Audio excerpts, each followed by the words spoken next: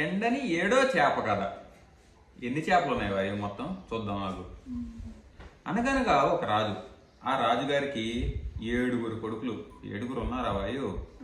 1 2 3 4 5 6 7. వీళ్ళ పేర్లు ఏంటో తెలుసా? Sunday, Monday, Tuesday, Wednesday, Thursday, Friday, Saturday. అయితే ఈ 7 కొడుకులు వేటకు వెళ్ళారు. వెళ్ళి 7 చేపలు పట్టి తీసుకొచ్చి వాటిని ఇదిగో ఇక్కడ వాళ్ళ గార్డెన్లో ఎండబెట్టారు. అయితే వాటిల్లో ఒక చేప ఎండలేదు. అవును, వీటి పేర్లు ఏంటో తెలుసా?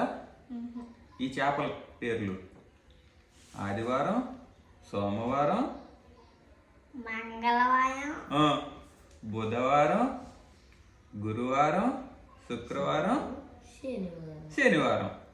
ఏ చేప ఎండలేదు ఇప్పుడు ఇందులో? ఈ మధ్యలోదా? ఇదేంటిది?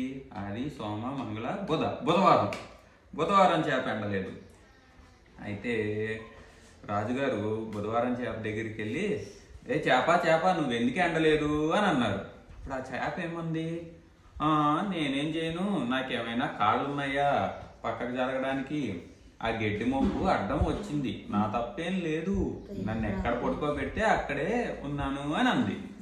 అప్పుడు రాజుగారు గడ్డి మోపు దగ్గరికి వెళ్ళి అడిగారు, గడ్డి మోప నువ్వెందుకు అడ్డం వచ్చావు, నా చేప ఎండలేదు అని అడిగారు.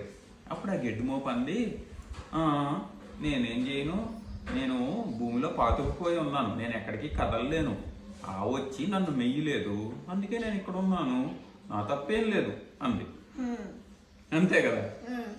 అప్పుడు రాజుగారు ఎవరి దగ్గరికి వెళ్ళారు? ఆవు దగ్గరికి.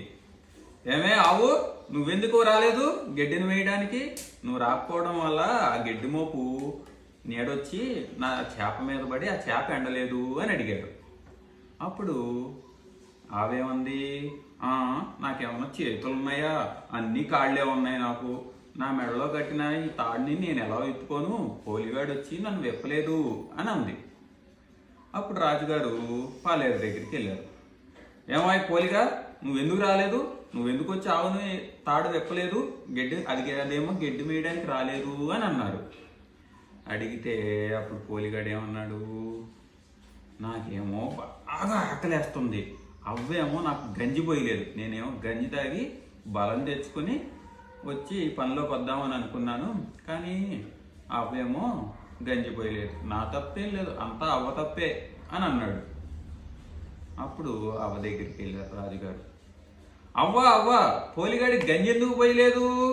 వాడేమో పనిలోకి రాలేదు, పనిలోకి రాకపోవడం వల్ల ఆవు మెడలో తాడెప్పలేదు, అందువలన ఏమైంది, ఆవు వచ్చి గడ్డి మేయలేదు, గడ్డి మేయకపోవడం వల్ల ఏమైంది, గడ్డి నీడొచ్చి చేప మీద పడి చేప ఎండలేదు అని అడిగితే అప్పుడు అవ్వేం చెప్పింది, నేనేం చేయను, పొద్దున్నుండి ఒకటే పని, ఎన్ని పనులున్నాయో ఆ పనులేవి చేసుకోనీయకుండా పాప ఒకటే ఏడుస్తుంది, బేర్ మరి నేనేం చేయను అని నా తప్పేం లేదు, అంతా పాప తప్పే అని చెప్పింది. అప్పుడు రాజుగారు పాప దగ్గరికి వెళ్ళి, పాప ఏంటి, నువ్వు ఎందుకు ఏడుస్తున్నావు అని అడిగారు. అప్పుడు ఆ పాప ఏం చెప్పింది, నన్ను చీమ కుట్టింది అందుకని అని మళ్ళీ బేరమని ఏడ్చింది. అప్పుడు రాజుగారు చీమ దగ్గరికి వెళ్ళి, చీమ నువ్వు పాపను ఎందుకు కుట్టావు అని అడిగారు. అప్పుడు ఆ చీమ అంది, నా బంగారు పుట్టలో వేలు పెడితే నేను కొట్టకుండా ఉంటానా, కొడతాను కదా అని అంది. చీమ అలా గట్టిగా అనగానే పాప మళ్ళీ బేరమని ఏడ్చింది. ఆ సౌండ్కి రాజుగారి చెవులు చిల్లులు పడ్డాయి. అదే అన్నమాట. అసలు ఈ అందరిలోకి తప్పు ఎవరిది చెప్పు వాయు? చీమదా తప్పు? పాపదా, అవ్వదా, పోలిగాడిదా, ఆవుదా, గడ్డి మోపుదా, చేపదా? కాదు, ఆలోచించు. అసలు పొట్లో ఏలు పెట్టింది ఎవరు? నీలాంటి ఒక పాప వెళ్ళి దాంట్లో ఏలు పెడితే చీమ కుట్టింది, అందుకని అందరి పనులు ఆగిపోయినాయి. అందుకని నువ్వు ఈసారి ఏం చేయాలి? చీమలు పుట్ట కనిపిస్తే ఏం చేయాలి? ఏలు పెట్టాలా పెట్టద్దా? ఏలు పెట్టద్దు, కర్రీకాయ పెట్టాలి. కర్ర పెట్టాలి. ఆ కర్ర తీసుకొచ్చి మళ్ళీ కర్ర చీమలు ఉంటాయి కదా, ఆ కర్ర తీసుకొచ్చి మళ్ళీ నీ జేబులో పెట్టాలి కదా. కాదు, అన్నయ్య కట్టియాలి. అన్నయ్య కంటియాలి.